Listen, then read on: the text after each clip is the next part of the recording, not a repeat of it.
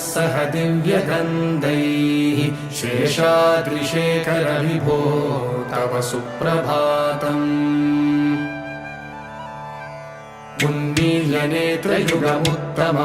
उन्मील्यनेत्रयुगमुत्तमपञ्जरस्ताः पात्रावशिष्टकदलीफलपायसानि भुक्त्वा सलीलमतकेलिसुखाः पठन्ति शेषाद्रिशेखर विभो तव सुप्रभातम् तन्त्री प्रकर्ष मधुरस्वनया विपञ्च गायत्यनन्तचरितं तव नारदोऽपि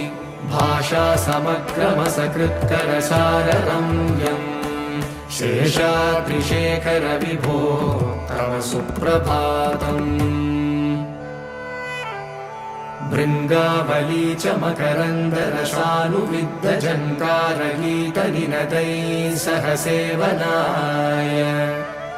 निर्यात्युपान्तसरसी कमलोदरेभ्यः